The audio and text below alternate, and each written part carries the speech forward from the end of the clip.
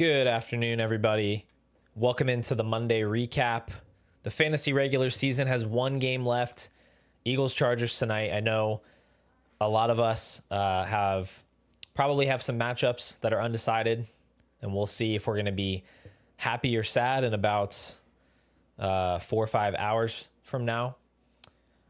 But either way, if you're here, if you're watching live or the replay, I appreciate you taking the time to listen to me talk about some games, to tilt about some scores, to express some optimism. So we'll see what's going on today. Looking back across the Week 14 slate, obviously I've got some notes here. Gonna address this right off the top. This is my buddy Chris. He says go Herbert and AJ Brown. Chris and I are co-managing a big gorilla team on the FFPC. We are in the finals to advance to the sprint. We need to get 25 points tonight from Justin Herbert plus AJ Brown.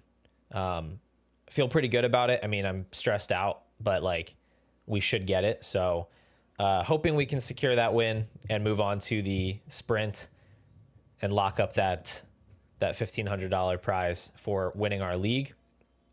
But yeah, hopefully you guys can get what you need tonight, as long as it doesn't conflict, obviously, with my agenda. See some members in the chat. What's up, Carter? Jabalani is here. Dynasty Dave with the Paul Cooks. He's here at the start. Yeah, so let's... What is everybody talking about right now? Michael Wilson should be the wide receiver 1 for the Cardinals.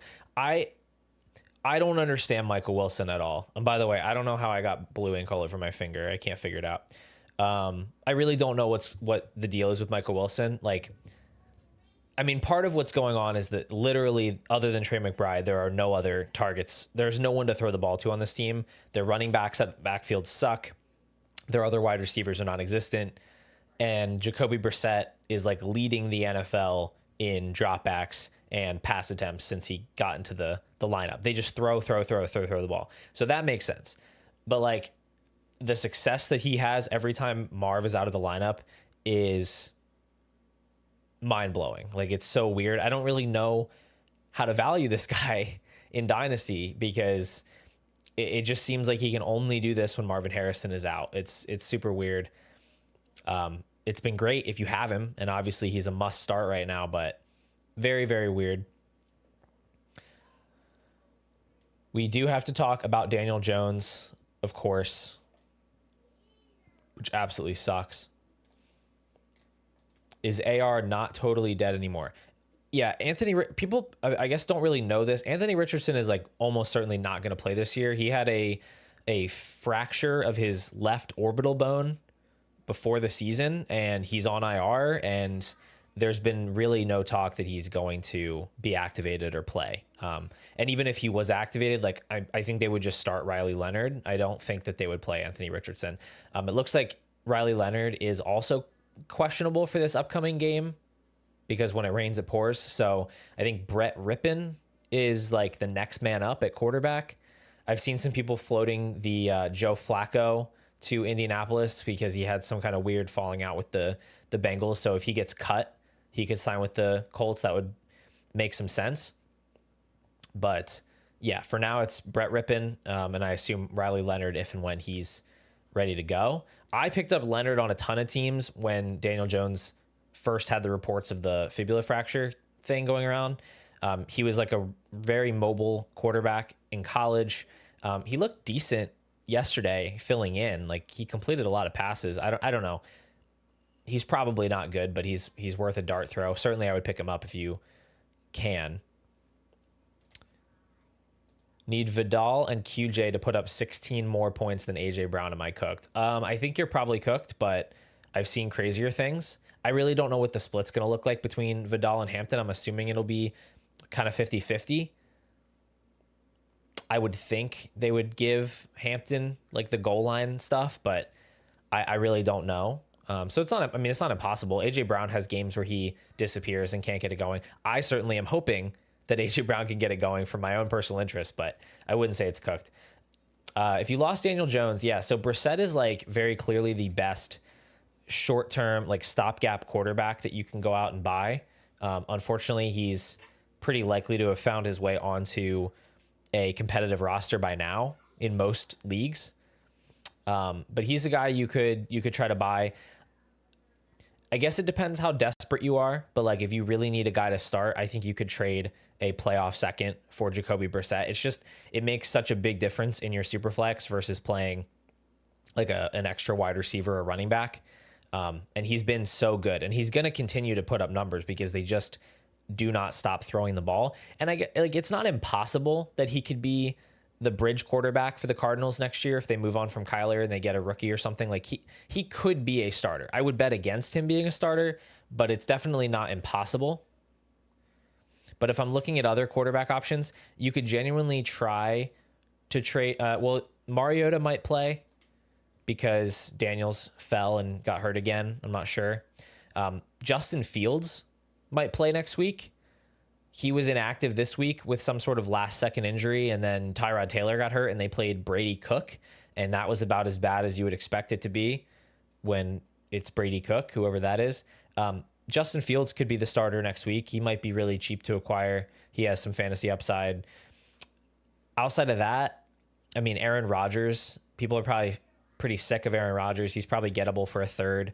Or you could try to buy high on Tyler Shuck or Shedeur Sanders. If you believe in the breakout there, you could try to buy those players, and you could think of it as, you have an immediate option, but you also have this long-term bet. So you could do a couple things at quarterback. Ben Sinnott is not really on my radar with Zach Ertz. Shout out to Zach Ertz, by the way. Heck of a career. Obviously love that dude as an Eagles legend. And it really sucks to see him go out that way, but probably time for him to go ahead and hang it up. He's done, all he can realistically hope to do in this league. So I wish him the best. Austin, what's up? Welcome to the stream. Traded Hampton for Brian Thomas and what turned out to be the 102 and 202 after Hampton went down. That's a crazy return. I don't know what the person was thinking that traded you those picks. But even without Brian Thomas, I mean, that's a pretty solid return. So hats off to you. We're going to jump into the data drop here in a second, and then we're going to get to the Daniel Jones stuff, and then we'll get into the any second list. We'll have risers and fallers as usual. If you are here for the first time, or for whatever reason you are a viewer of the channel that's not a subscriber, if you would hit that button down below, it would mean a lot to me. Otherwise, liking the stream helps. If you want to hit that thumbs up button, only takes a second. So appreciate that. Let's get over to, like I said, the data drop today. I just have just a couple of data points to talk about. Some people mentioned that this was like hard to see. I am not sure how to fix that without completely changing up the layout here. So I'll do my best to just make sure I read what it says on the screen if you can't see it. But I don't know how to make it look better or size it up the way that the layout is right now. So Rich Rebar, one of the goats in the fantasy industry, had this interesting tweet. Tight ends against the Bengals have now caught 97 of 137 targets for 1,258 yards and 15 touchdowns. This is already the most yards allowed to tight ends for a defense in a full season since 2015. So they still have 4 regular season games left, and they've already let up the most yards to tight ends of any team since 2015. So that's pretty insane.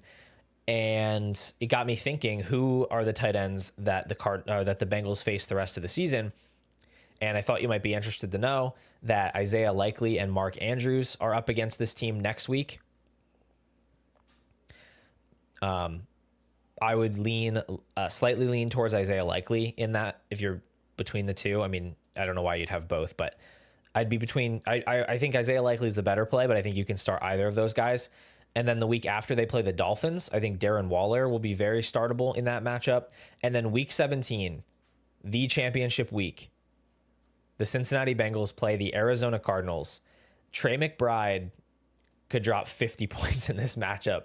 Trey McBride on an insanely pass-heavy team with no defense going up against Joe Burrow, and and company, who are also going to be airing it out. This could be an insane shootout, and Trey McBride could genuinely catch like 20 passes. So just wanted to put that out there. Obviously, you want Trey McBride regardless, but he could be one of the players that like defines championship week, because it is just perfectly drawn up for him.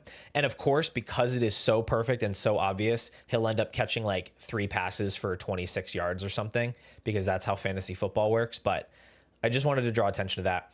The other 2 tweets are pretty straightforward here in the end. I don't want you to think, I'll make sure that you don't draw any crazy conclusions from what I'm sharing here. They're both from JJ Zachariason from his weekly data drop. Definitely recommend following him for those late round QB.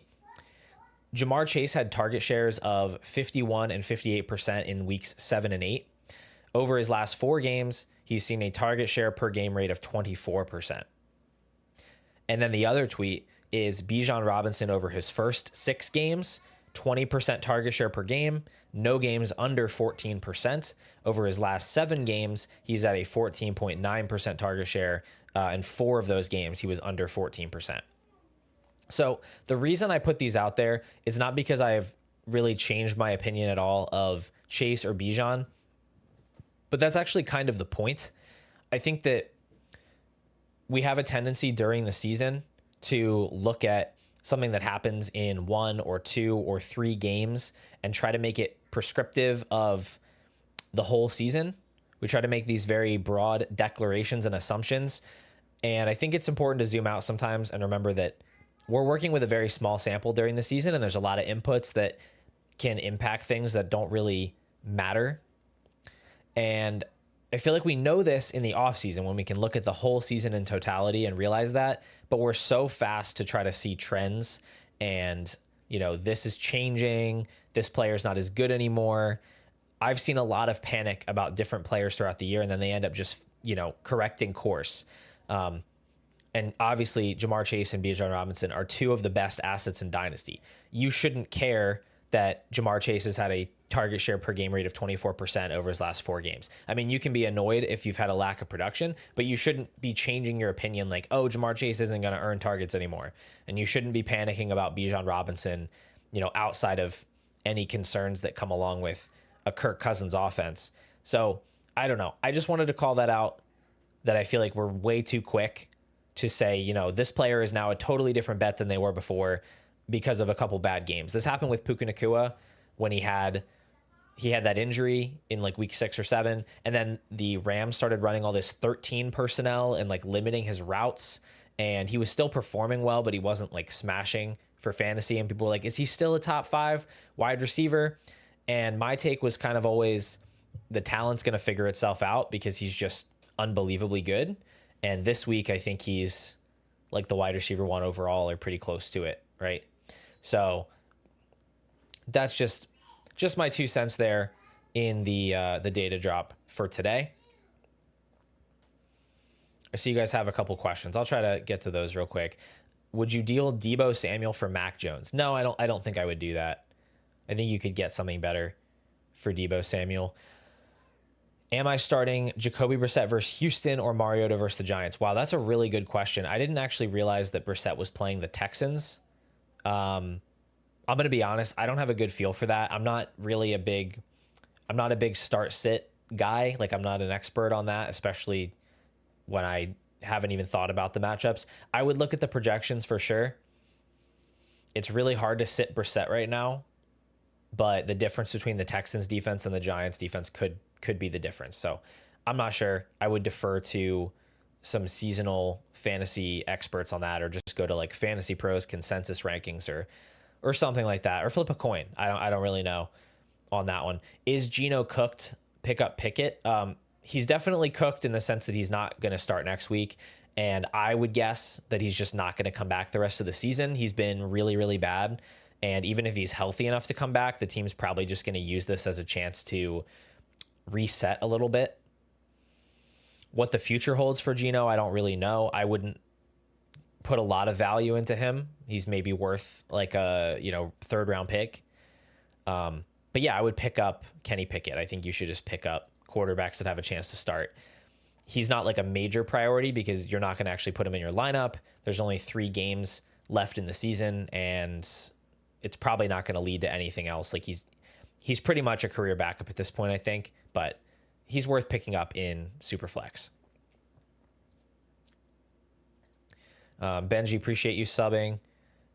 That's why I mention it, because some people just don't know. They just don't realize they're not subscribed. So I just like to put it out there. What would you be willing to add to the 101 for the 102 for the 101? I think it's just really early to say. And I'd rather not really make that kind of a move right now. I would just hold off. If someone's going to do it for a marginal difference, like a bench player, you know, like a depreciating bench player, somebody we just talked about, like a Deebo Samuel, or even like a late second, I would go ahead and just make that swap. I wouldn't really want to pay more than that right now, because it feels like you're just losing some flexibility, and it could end up being a tier of 2 at the top, right? We don't know for sure how these things are going to play out. All right. Let's move along here to the funeral for Daniel/Indiana Jones. I haven't made one of these since we lost Malik Neighbors in week 4.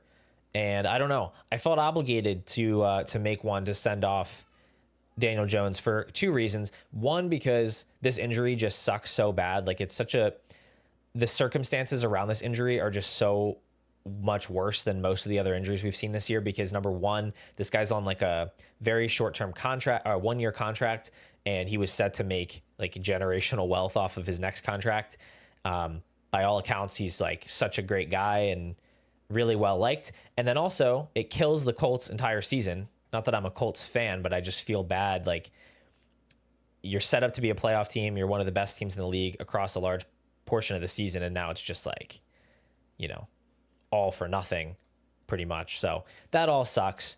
And the other reason is just, I was pretty high on Daniel Jones as a dynasty asset. He was a guy I called out as a startup pick, and I have him on a ton of teams, and it sucks that I'm down a quarterback now on several playoff teams, and I've lost a ton of dynasty value on in a bunch of different leagues, because Daniel Jones was one of the absolute smash picks in dynasty this offseason. And now it's like, you know, what is his future value? I will say, I don't think it's like over for Daniel Jones. I don't think he's just a guy that's not worth anything. And if people do think that, I would go and buy him, because with this injury, you're losing the immediate production, but there's only 3 games left in the season. So that doesn't really matter that much.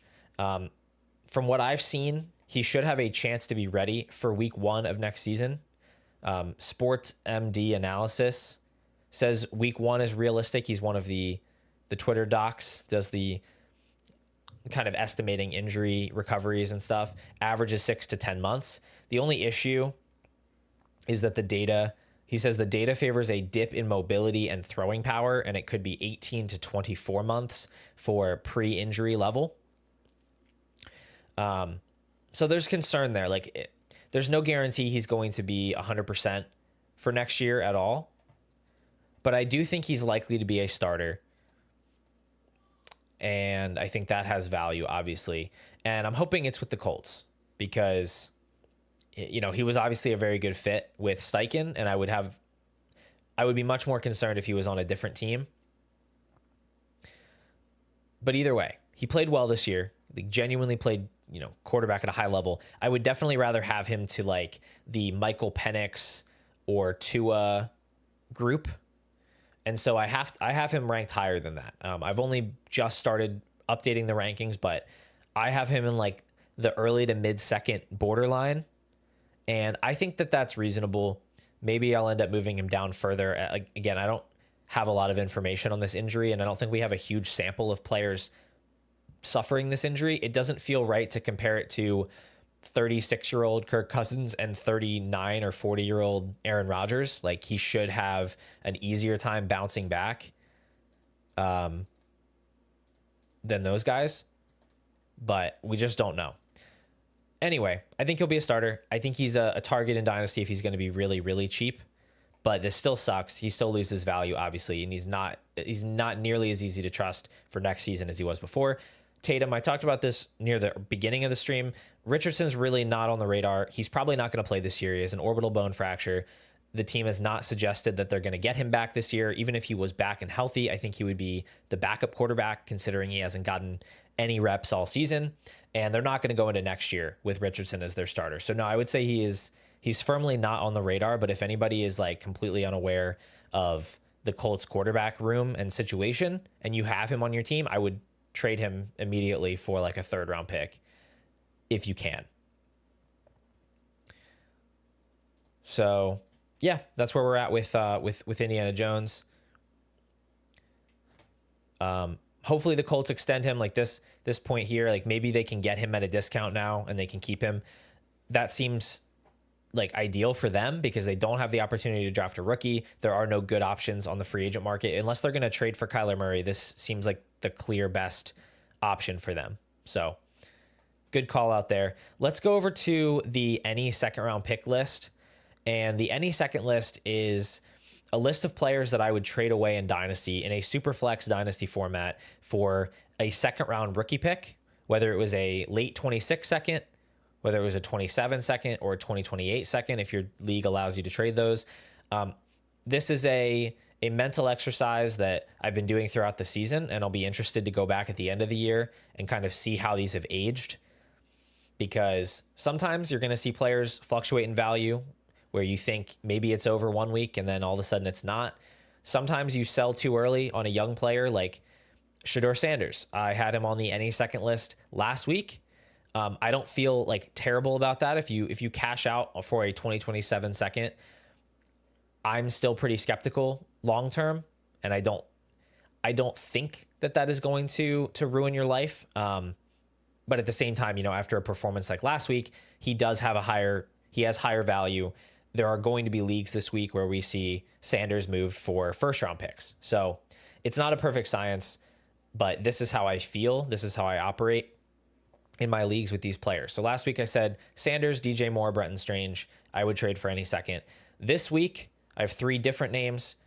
I can't remember if any of these players have been on the list before, but the first one is Jerry Jeudy. He is coming off of a decent fantasy performance against the Titans. What you should know about that performance is that he's had a 12% target share in that game.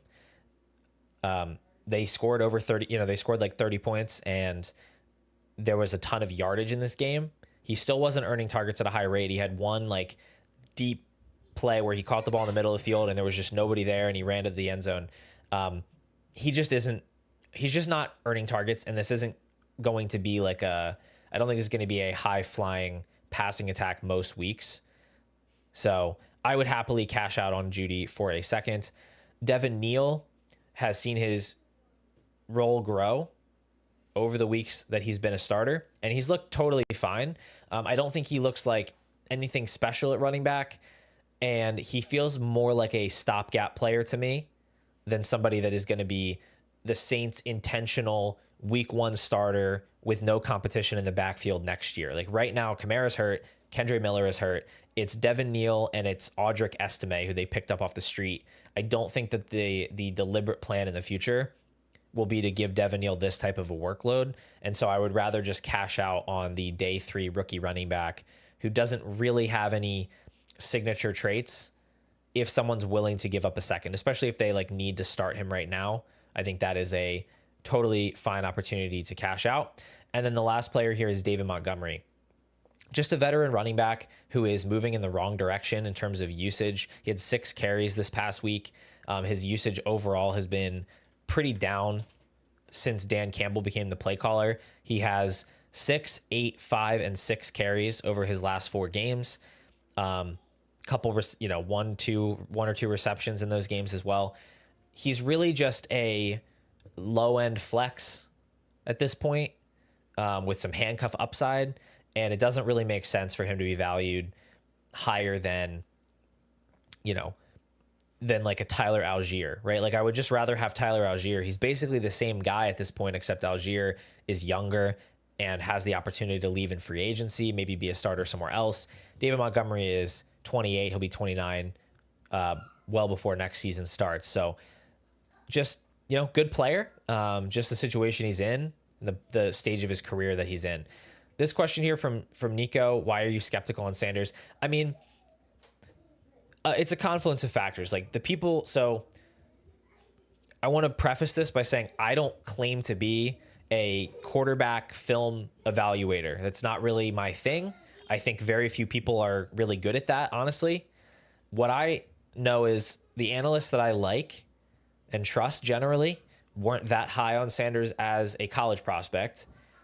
The NFL then confirmed that they also weren't that high on him as a college prospect. And, we could be here all night talking about conspiracy theories. I'm not in favor of there being a conspiracy theory. I just don't think that's why he fell. But anyway, he gets drafted in the 5th round. That puts him in a very shaky bucket of quarterbacks. Even if you look at 3rd round, even if you look at 4th round, it's just there's room for skepticism there.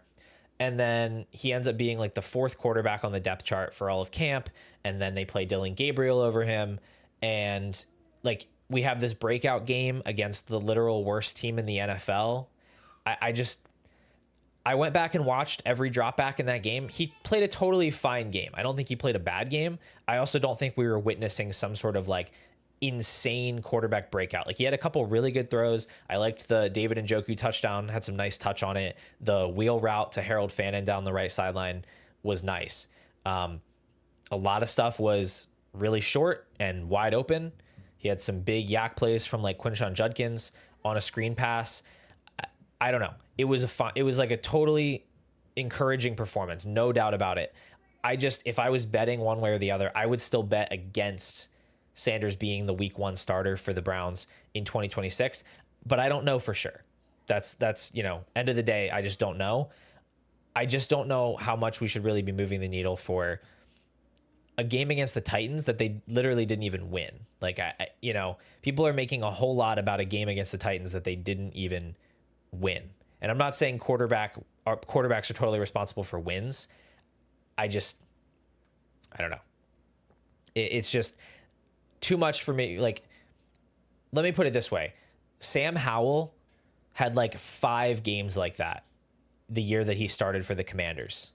He had a game exactly like that like 5 times. And people were like, oh my gosh, Sam Howell is the long-term starter. And it's like, no, sometimes you just get these quarterbacks that are like willing to chuck the ball and they get into these game scripts where it's back and forth. And at the end of the game, they have a really huge stat line and they made some good plays. It doesn't mean that they're a star in the making. I feel like if his name wasn't Shedeur Sanders and he was just some other day 3 quarterback, I feel like people wouldn't think this. So that's my 2 cents. I could be totally wrong. I really don't know. But I would be fine if somebody was offering me a 27-second today. As long as I had looked around my league and no one was offering more, I'd be fine taking that. All right, we've spent more than enough time here talking about these players. Let's move on to the risers list. I guess I'll answer the Keon Coleman question since people are asking. What do I think about Keon Coleman? To be honest, I think he's pretty terrible. I haven't seen anything from Keon Coleman in 2 years to make me think that he is really anything at wide receiver. He's an easy any second candidate for me as well. In this particular game, he has 2 catches for 16 yards. That seems about on par for the Keon Coleman experience. I'm confused why he led the team in routes last week, and then this week he ran 19% of the routes, and Gabe Davis ran 61%. It just seems like this team doesn't really have any good wide receivers other than sort of Khalil Shakir. And the fact that he can't even establish himself in this room, I think is pretty incriminating on his talent. All right, let's look at the risers here. Try to move through this list fairly quickly. I'm going to start at the top here with Trevor Lawrence, who kind of became, I feel like, a meme this season where people were like finally ready to say, okay, Trevor Lawrence just isn't that guy. And I had been a staunch defender of Trevor Lawrence for a long time, and I was kind of ready to say, okay, maybe he's not that guy. And I think I crowned him as like the next Derek Carr about a month ago. And I'm not saying he's like elite or anything, but he has actually played extremely well over the last 4 or 5 weeks. Let me see if I can find it. For some reason, I did not save this stat. Let me see if I can find it. Here it is. Since Liam Cohen apparently said, cut it loose and let it rip after the Jaguars lost in week 10, Trevor Lawrence is second in passing touchdowns at 8, second in average depth of throw, second in big time throw rate, fourth in passing first downs, fourth in PFF passing grade, and sixth in yards per attempt. So in a number of metrics since week 10, he has been top 6 among quarterbacks. And certainly, I think in terms of the eye test, he has looked better. So when you pair that with the fact that he has this up and coming head coach, fantasy friendly offense, the fact that he's young, he's on a long-term contract, I think he should be elevated a little bit in the rankings from where I had him previously. He's still in kind of that late first conversation for me, but he's creeping up to where I think it's close between like him and CJ Stroud, where we just haven't seen Stroud take the big leaps either. Stroud is a little bit earlier in his career than Lawrence, but I think it's a similar bet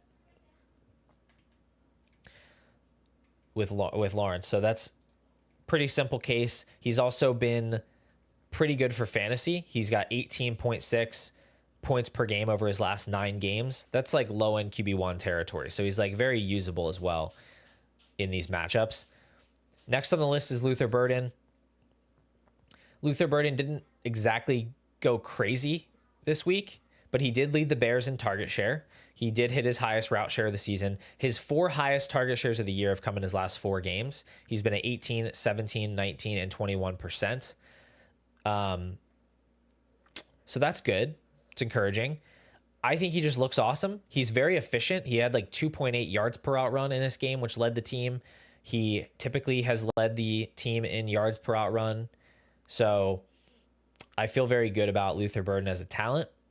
The big problem really is that it's really Caleb Williams. I was actually shocked looking at his game log. He has only completed 60% of his passes or more one time since week 3.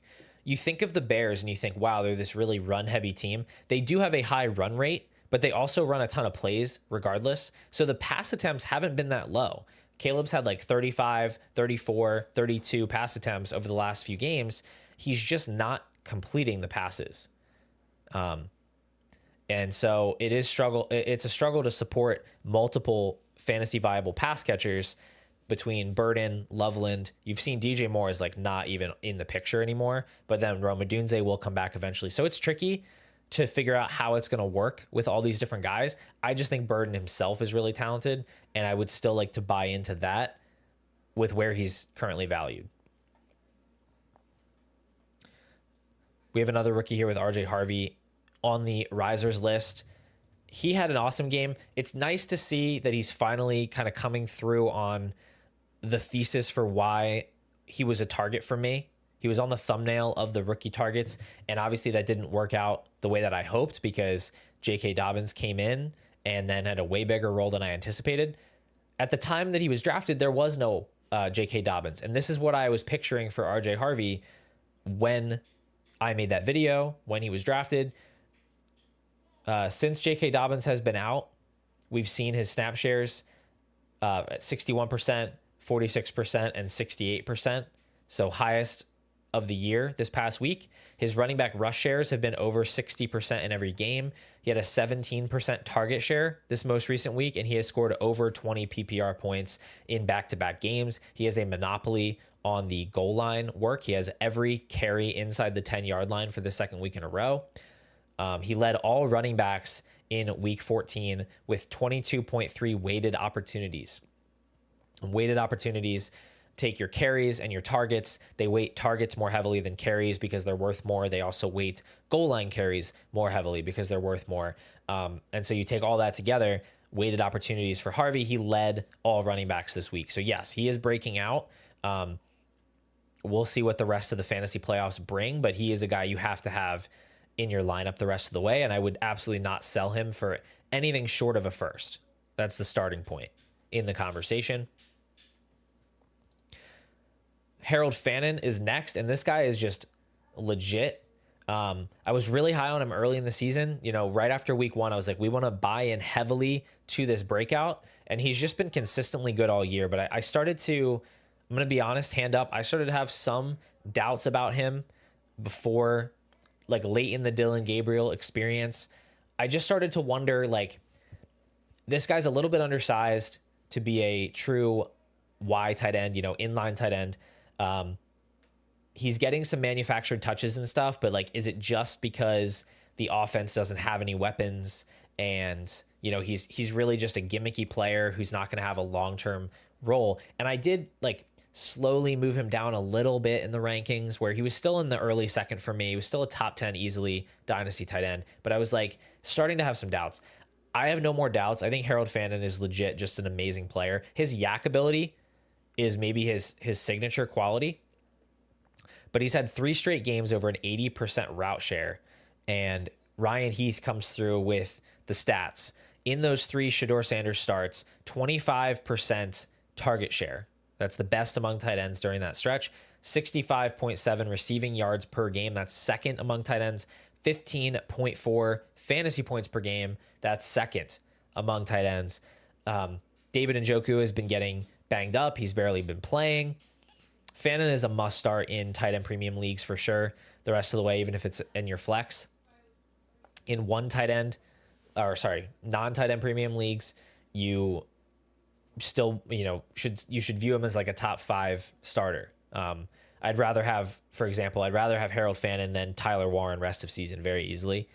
So yeah, it's exciting stuff for Harold Fannin. This tight end class is kind of insane. Scotty, this is a cool fun fact that you went to grade school with RJ Harvey. Why aren't you the starting running back for the Denver Broncos then? Maybe you should have applied yourself. All right. We have Jacoby Myers as a non-rookie on this list, one of the few who is a riser, because ever since he moved over to Jacksonville, he has been much more like the Jacoby Myers that we knew last season. He's had target shares of 27%, 20%, 24%, 32%, and he has scored 11, 15, 21, and 15 PPR points over his last 4 games. In this most recent contest, the fantasy points data suite had him at 29%. They chart a little bit differently than other sites like PFF. And he had 34% first read target share, which also led the team. He is like very clearly a quality start the rest of the way, kind of on that wide receiver 2 borderline. And that is an upgrade from what he was previously. So totally fine sending a second for him if you need a wide receiver to play here down the stretch. And there's a non-zero chance he gets extended by the Jaguars, but now that can be complicated because Travis Hunter is going to be back next year. But I don't know. If they re-sign Jacoby to an extension, I would look out for like a Brian Thomas trade. It's not impossible that they just roll with Thomas and Hunter and Myers next season. You can't have too many good wide receivers, but I'm just putting it out there that I think it's a possibility that Thomas could get moved if that is what happens. Either way, good stuff from Myers lately. For what it's worth, Brian Thomas was second on the team with a 26% first read target share. So I know he had the same number of targets as Tim Patrick. I think he was still being schemed up and designed to get the ball more frequently. I don't know if you want to take that as a positive note or not. He did make a really nice one-handed catch in this game. He did make a catch over the middle in this game, and he didn't have any drops in this game. So at least according to the charting on fantasy points. So maybe something there, maybe something to build on, but it's been pretty brutal for Thomas. All right. I just talked about him a bunch. Shedeur Sanders, I talked about some skepticism. He's still undoubtedly a riser. When you score 40 fantasy points in a game as a rookie quarterback, you're going to gain value. So he is more valuable. And I think I was stubborn initially with the ranking. He is definitely at least in the late second round tier for me. I haven't finalized the update for the members yet, but still a riser. We don't really need to talk about him much more. I personally don't view him that much differently than Tyler Shuck. I can't remember. Who also had a pretty nice fantasy day with the rushing scores. He is a very interesting case because he's had some really, really bad stretches, and then he also has shown some really interesting plays. Now, he was a top 40 pick. I mean, he was the 40th pick in the draft, which is, it's just a much more significant investment than a 5th round pick. So I think it is maybe a little bit more likely that the team rolls with him next year and say, hey, we sunk this pick into him. Let's see if we can make it work, compared to the Browns who don't really have that same type of investment. I still don't know that that's the case. I think it'll depend on how this quarterback class looks, how many guys declare for the draft, and where the Saints end up, because they actually hurt their draft stock a little bit by beating the Buccaneers. They're now the 5th pick. So they're probably there's a good chance they're out of the Fernando Mendoza sweepstakes, and they would be moving on to looking at whoever the second quarterback is in this class. I don't know for sure. I'm still much more out than in on the Tyler Shuck experience, but I think there's, something there to hang your hat on. I would certainly I'd be fine sending a couple 3rd round picks for him just to see what happens in Superflex, especially because he does have some wheels. I was surprised at how much he was running. I kind of thought he was a statue quarterback. I was not aware that he was capable of some of those runs. That I didn't know. That was something that just was never revealed to me during the scouting process. Nobody that I was listening to that was talking about this guy mentioned, hey, this guy has serious wheels and he can actually run. He's been running a good bit. Even some design stuff that raises the ceiling and the floor. So he's interesting. And I think there's a legit conversation which one you would want between these two quarterbacks, but they're definitely both more valuable this week than they were last week. Last on the list is Blake Corum. Blake Corum and Kyren Williams. Very, very interesting stuff. I will point out that I was skeptical of Kyren Williams in the offseason because I didn't think there was any legitimate reason for him to get the lion's share of the touches, for him to get the ridiculous 85% workload that he was getting previously, because he's just not that much better than the other options. Now, I was talking up Jarquez Hunter and not Blake Corum, so I'm still an idiot, don't get me wrong, but Blake Corum has looked very, very good, and Blake Corum has actually outrushed Kyren Williams in the last 2 weeks. And one of those was a back and forth game that the Rams lost, and one of them was a blowout win. So you can't just say game script. It wasn't just game script. Corum just outplayed Kyren in 2 games. Basically what these guys are doing for the most part is they're alternating series. At least that's what they were doing against the Panthers. Kyren gets a drive, Corum gets a drive. From what I saw, following it as closely as I could, it seemed like they were rotating even more frequently, and I want to see if Hayden Winks posted this. He does post charts of the running backs and how they get their touches throughout the game. I'm really curious if he posted a Rams one, because that would be really interesting to see.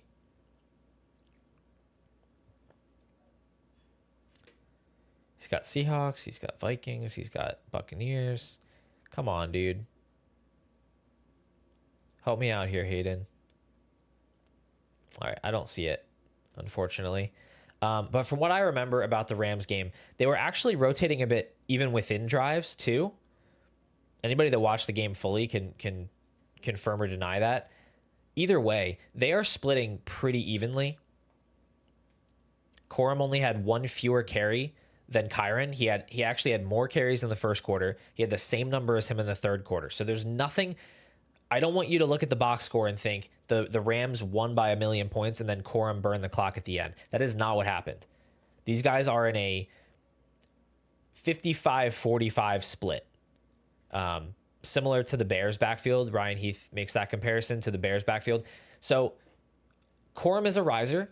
easily a riser into that, at least the late second tier, because he looks awesome and he's in a really good offense that has some touchdown equity. He's kind of a better version of Tyler Algier, at least in the meantime, where he has the handcuff upside, but he actually has a little bit more standalone because the offense is better. The only thing against him is he's not a free agent. Kyren, on the other hand, is going to be a faller. And we'll look at that in a second. Woody Marks, to me, is not really a riser because I just don't think he's very good, personally. You guys can totally feel free to disagree with that. I don't think Woody Marks is very good, and obviously there's a lot more that goes into running back production than just the running back themselves, but 2.6 yards per carry last night. He caught 2 passes, 3.4 yards per carry the previous week. For the most part, he's been pretty inefficient, 3.5 yards per carry on the season, and his calling card was supposed to be a pass catching back, and he has not caught more than 2 passes in a game since October 26th.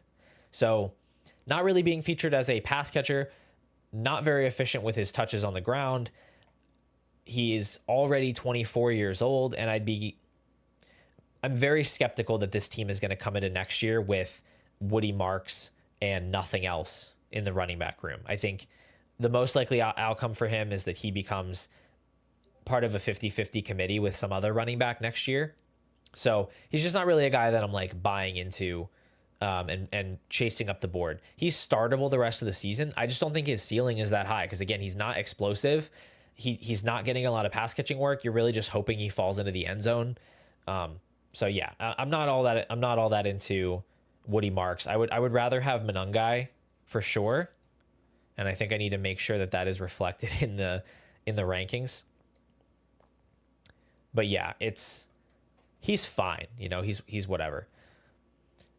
But yeah, let's go ahead and look at the fallers list, and I will address this comment first about Kyren being a faller. Let's just talk about Kyren first.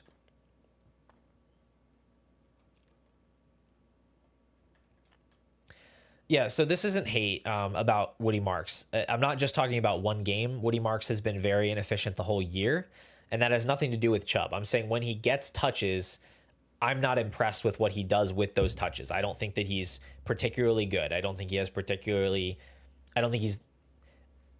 going to create a lot of explosive plays. Let's put it that way. And I don't think that he is that good at like finding the hole. Like, I just don't think he's that good of a running back personally. He wasn't a very good running back in college. And he's a very old player. So I don't think he has a lot of room to improve. We never know how these things are going to pan out. But yeah, I just don't think very much of him as a player. I think he's just adequate. I don't think Kyren being a faller is silly, to be honest. I understand that he's still putting up decent production, but you have to understand where Kyren has been valued previously. He's been valued as like a borderline top 48 asset, like a, early 4th round startup pick. He's scoring 15.6 points per game. He's the running back 10 in points per game.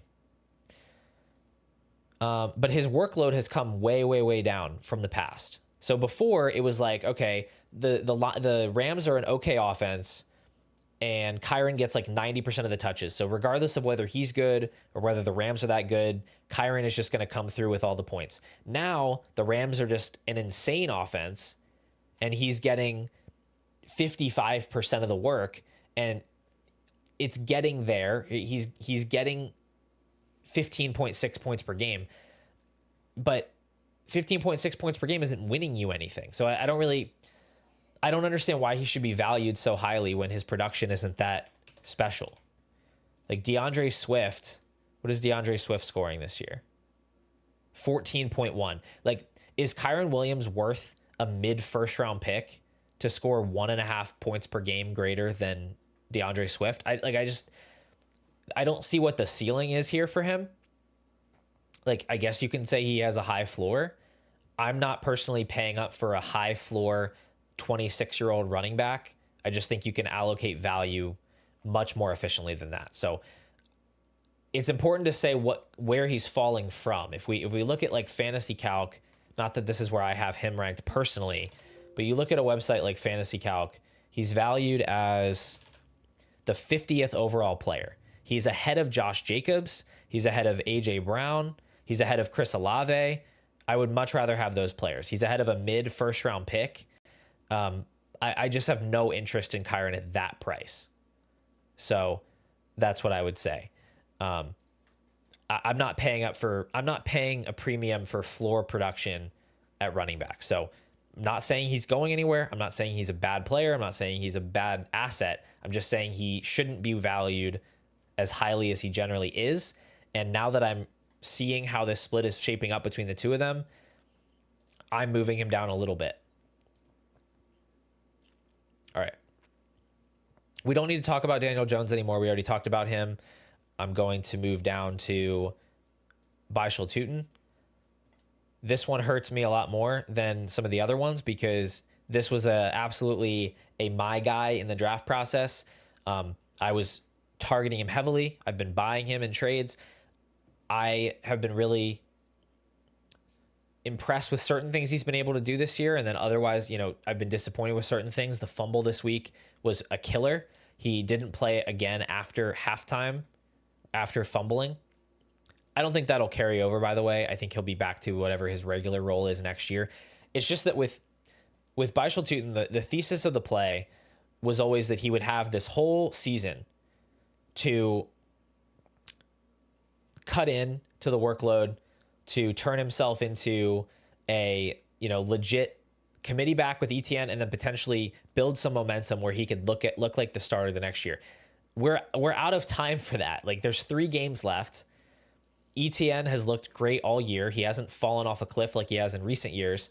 And Tutin has not totally put the fumbling issues behind him. The one game that he seemed to be pulling into an even split with ETN, he hurts his ankle. So at this point, I still like him as a player. I'm still going to stash him, but it's really just a hope and a prayer that ETN goes and signs somewhere else. And, there's nothing to prevent the Jaguars from just re-signing him or bringing in some other back. So he's very much a wait and see. I'm hopeful that his career can turn into something, but there are no guarantees. I did actually, I skipped Justin Jefferson, so that's my fault. Let me go ahead back up here.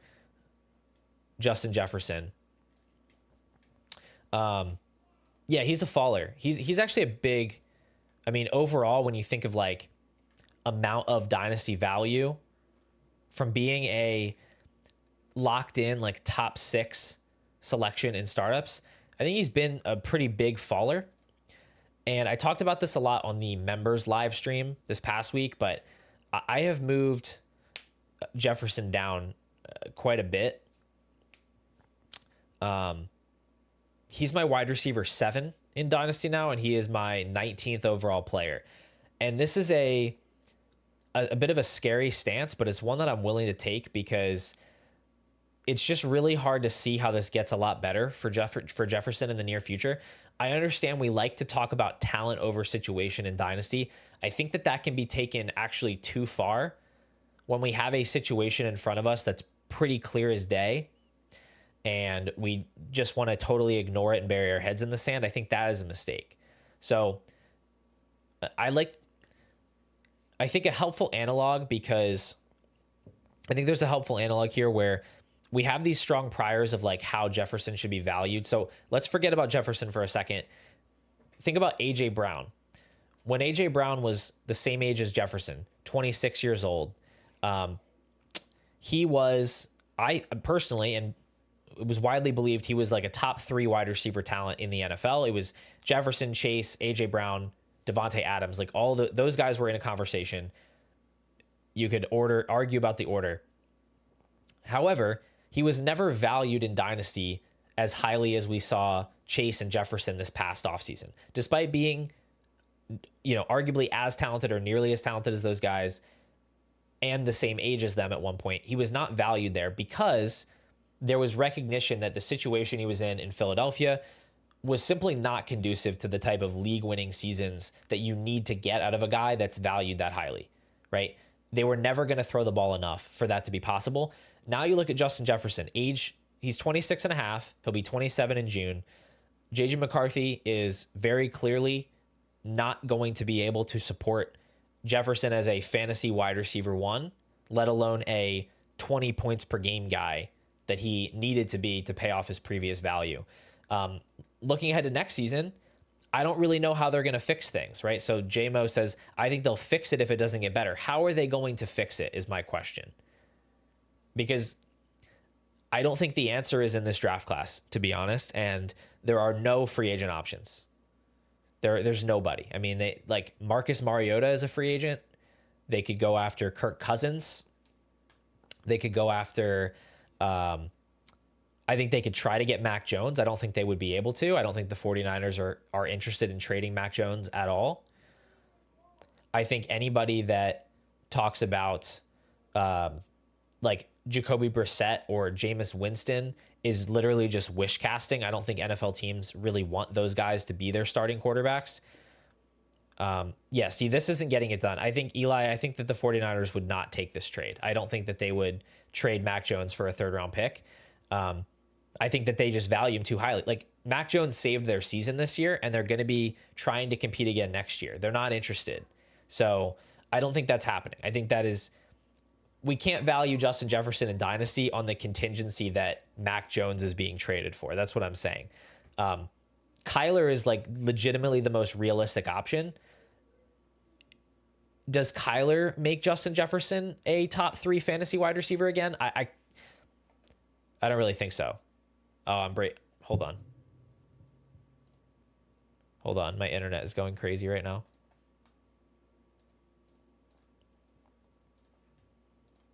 Sorry, guys. All right. I think we're good. Yeah, so that's basically where I'm at. So just to give some context, I would rather have CeeDee Lamb. I would rather have Amon-Ra St. Brown. I'd rather have Joe Burrow. I'd rather have Ashton Genty, Patrick Mahomes.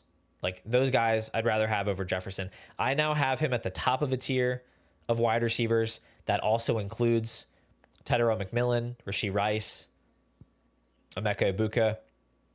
So I think it's a pretty heavy discount from where he used to be. But again, I think there's some justification for it because we're looking at a situation where his age 27 season, he's only going to be projected as like a high-end wide receiver 2, maybe low-end wide receiver 1. And then even after that, we don't know what the answer is, but he'll be 28 years old in 2027. So I've been looking to sell Jefferson, honestly. And I'm not saying you sell him super duper low or sell him for anything, but I would at least shop him and just see what people are willing to pay. Because I just don't think that the production is going to live up to the name value, at least in the near future. This I do not agree with. I would not take Ladd McConkey over Jefferson. Don't make that trade. I think that will age poorly for you. All right, a couple more fallers here. I know we're out of order. Tyler Warren is the next guy. He's had, similar to Ibuka, he's had a huge fall off in production, but unlike Emeka Ibuka, and by the way, I just learned that the G is not pronounced in Egbuka. I didn't know that. Someone corrected me in a comment. Maybe they were wrong. I don't know. I think I've heard people say Ibuka, so I'm assuming that's right. Anyway, Ibuka has had massive target shares, even with the bad production. However, Warren has not necessarily had that same type of target volume. His fall off has coincided with being less prevalent in the offense. And now you have Daniel Jones out for the season, so you're not really going to want to play Tyler Warren the rest of the way. So it just makes sense that he's a bit of a faller. He has scored fewer than 10 PPR points 4 times in his last 6 games. So he's just not a great start right now. We don't know exactly what the future holds, and maybe he's not quite as dominant of a player as we thought he was in those first 6 weeks. I still have him ranked pretty highly, but I've moved him down to... He's outside my top 30 players in tight end premium now. So I would rather have like Jonathan Taylor and Travion Henderson and Nico Collins than Tyler Warren right now. All right. Yes, I would trade the 101 for Malik Neighbors, personally. All right. Two more guys. Geno Smith, pretty straightforward. He lost his job this week. I didn't know if he would come up otherwise, so I put him on this list. He lost his job. Like, he got hurt, and I don't think he's going to come back this year, and I don't know if he's going to have a starting job anywhere next year. So he might be relegated to backup status moving forward. Maybe worth a mid to late third round pick, but definitely nothing more than that. And then Ollie Gordon. So this was interesting and also very frustrating. I have a lot of Devon Achane in Dynasty. So when I saw him go down with that rib injury, I was very worried, and it seems like he's fine. But the fact that he didn't come back in the game was extremely frustrating because he was destroying the Jets on the ground.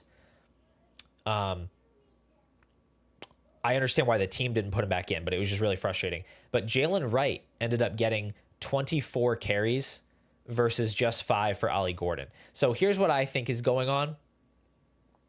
Sometimes you have backfields where there's a backup. I mean, there's a starter, and then the backup is the guy that mixes in. I think this is a situation where Ollie Gordon is just the change of pace, short yardage type back for the Dolphins, and Jalen Wright is the handcuff to Devon Achane. And that makes perfect sense because he's much more similar to Achane in terms of his size and his style of play versus Gordon, who's more of like this big hammer. So I think Wright is really the handcuff, and Ollie Gordon is more of just what he is, this guy that mixes in for some touches. Jalen Wright could be a riser as well. I just didn't feel like I needed to talk about it on both sides. So Jalen Wright's a riser. I'd rather have him than Gordon. Gordon is a faller. I did not see this, and I was just looking at it like right before the stream. They said he could have gone back in the game. He said he wanted to go back in the game.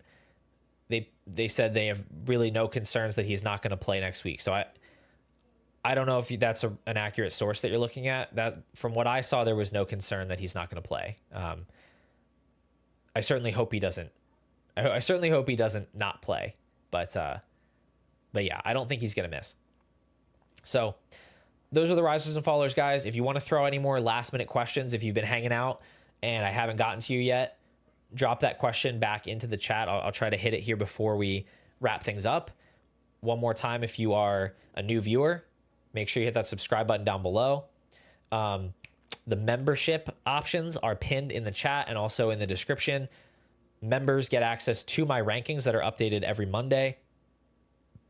Top 250-ish Dynasty rankings. You also can look at you can get into the private Discord where I spent a lot of time chatting with the members. I've really enjoyed getting to know this community, and they know I spend far too much time in there spamming messages. And then the weekly live streams where I do something like this basically every weekend and answer whatever questions anybody might have, try to give some long form feedback on strategy and stuff like that. I am looking up Devon Achane right now. I just think you got bad info. Everything I can see is he's fine and he's going to play next week. So I am not worried about Achane. Let's see. Thoughts on Michael Wilson? Good long-term hold.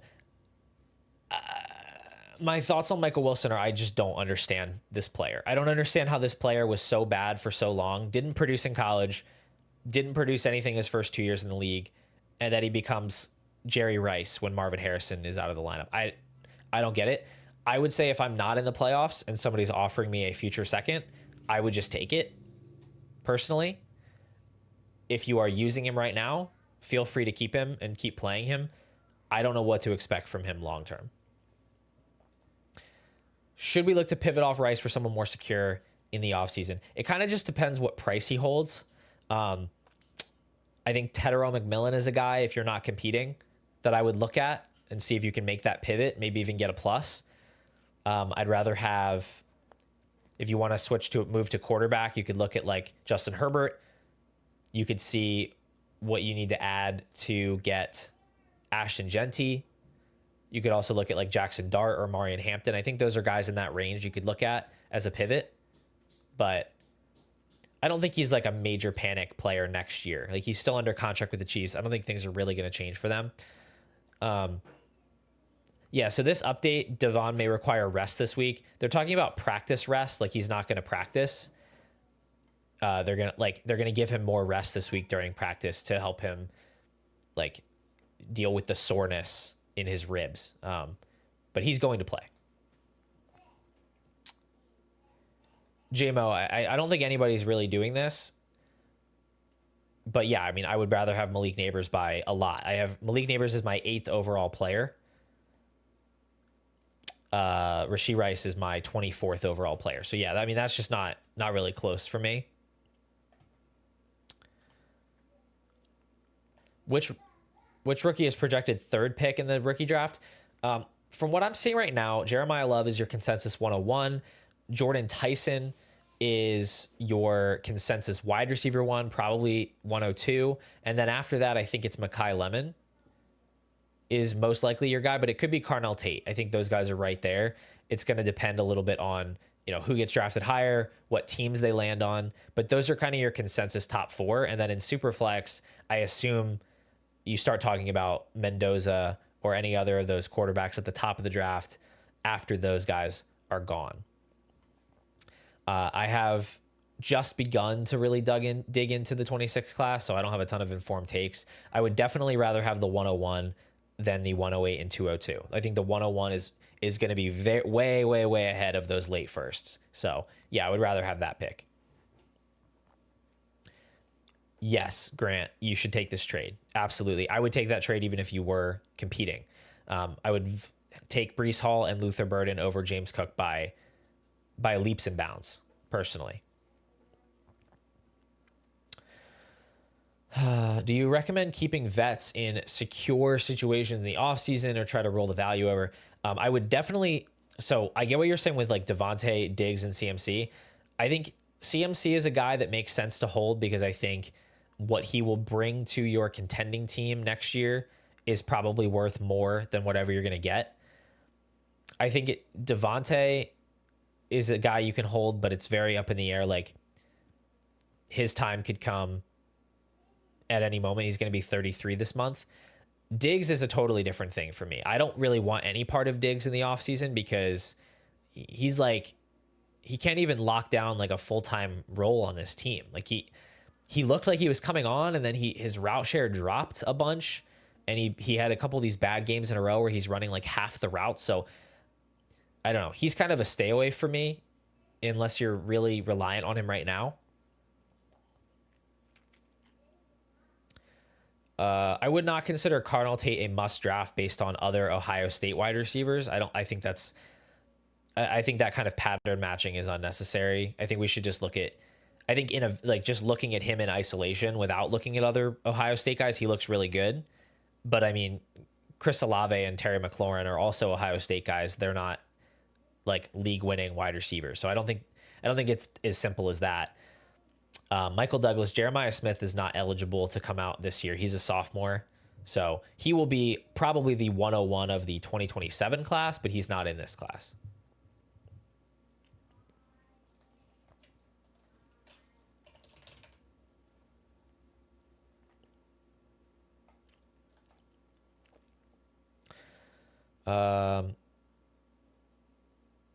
Did this week improve opinions of Sutton's situation? I mean, not really. I never thought he was like incapable of having a decent game here and there. He had 26% targets, which was nice. Still just 6 for 62, 1.77 yards per route run. Nothing really crazy here. I just don't think he's quite as good as he was last season. That's all. I just think he's a little bit diminished. I think Pat Bryant is coming on a little bit. He's starting to get some attention. So yeah, I don't know. He's fine. Like you can start him obviously, but I just don't think he's going to be that impactful of an asset moving forward. All right, guys, we're going to wrap this thing up. TKFF, you declined JSN in the third for CD and an early to mid first right before the deadline. Yeah, that's way too much to pay on top of Lamb for JSN. I would definitely not have made that move. Grant, I would easily take the Burrow side here. Jefferson in a second, or Burrow and Travis Hunter. I would take the Burrow side easily. Very easily.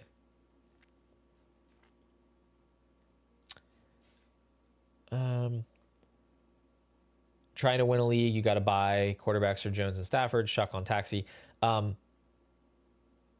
I mean, if you can get Brissett for a third, I think that's totally fine to play him. If you can get Mahomes for Jefferson, I would do that because I have him ranked ahead. I wouldn't add like a ton to Jefferson, but if you can get that done, I would do that. And otherwise, I would do... You can just start Shuck. I mean, I think you can start Tyler Shuck if you have to, but I get that it feels bad doing it in the fantasy playoffs. Carson, will end on this one. Pat Bryant versus Troy Franklin. I still have given the a little bit of deference to Troy Franklin, but I think I'm starting to lean towards Pat Bryant. So they're moving towards each other a little bit. I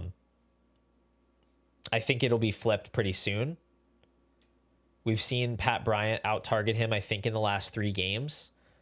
And his route share has come up in the last 3 games. Yeah, so I'm going to have to make some changes. I think I'm officially changing my answer. I hadn't finished the rankings update. I would take Pat Bryant over Troy Franklin straight up as of now.